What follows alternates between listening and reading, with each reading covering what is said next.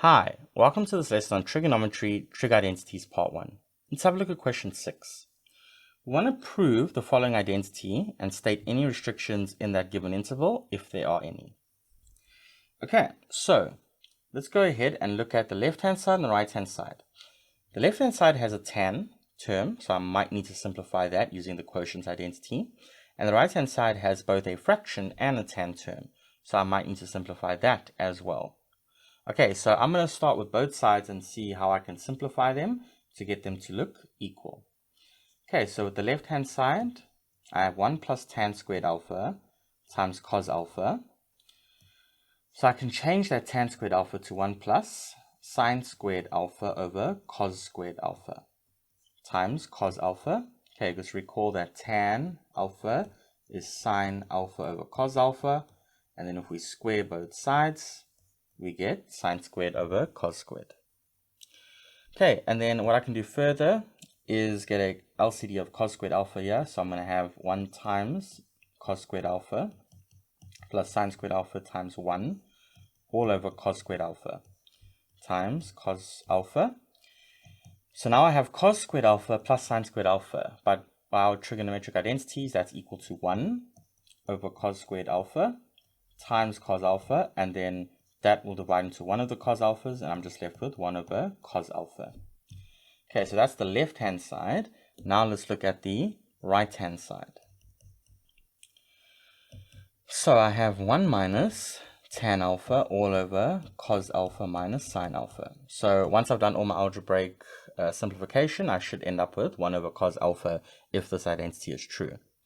So I can replace tan alpha with sine alpha over cos alpha using the quotient identity, all over cos alpha minus sine alpha. Now on the numerator of this fraction, I've got 1 minus a fraction. So I need an LCD over here.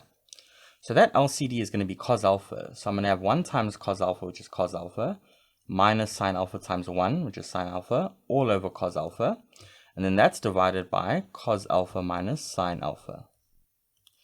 Okay, now I can simplify that. So I have this fraction, I'm going to write it here, cos alpha minus sine alpha all over cos alpha. And because we are dividing by this cos alpha minus sine alpha, it's the same as multiplying by 1 over that term. Okay, so now I have cos alpha minus sine alpha in both the numerator and denominator terms, which I can cancel out, and I'm left with 1 over cos alpha. So I've successfully proven, therefore, that the left-hand side is equal to the right-hand side. So this is a true identity. Okay, and now I have to check for restrictions. Okay, so let's note any restrictions here. So on the left-hand side, I see that there's a tan term. So that tan alpha, when is that equal to its asymptotes?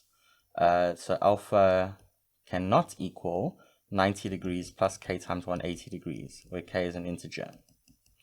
Okay, otherwise we'll get asymptote terms coming into here. And then on the right-hand side, what do I have? I have a tan alpha as well, but we've taken care of that with the left-hand side.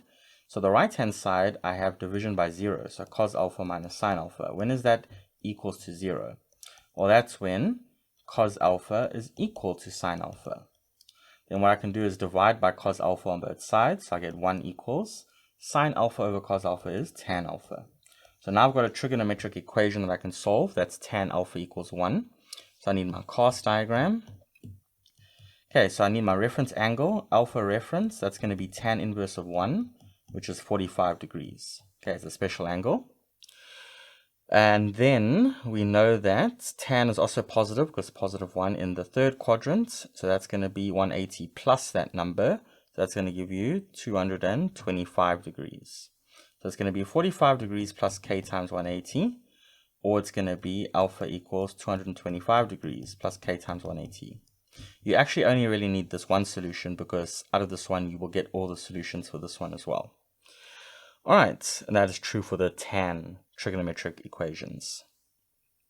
Okay, so now, and k is an integer, so now I just need to plug in my integer values and see what I get inside those intervals. Okay, so when I plug in for the first one here, for this left-hand side restriction, if I put alpha k equals 0, I get 90 degrees. If I put k equals 1, then I end up with 270 degrees. Okay, and then if I put 2 or -1 or -2, anything outside will fall outside this restriction, or outside that interval that was given to us. Okay, so those are all the restrictions in that interval. And then for this one here, if I put k equals 0, I get alpha equals 45 degrees. If I put k equals 1, I get alpha is 225 degrees. And then if I put anything bigger than k equals 1, so 2, 3 onwards, we'll be outside the domain, and the same thing for the negative k values. So here are all the restricted values. If alpha is equal to any of those values, then we have problems on the left-hand side and the right-hand side. Okay, so that's how we would do this type of question. I'll see you in the next one.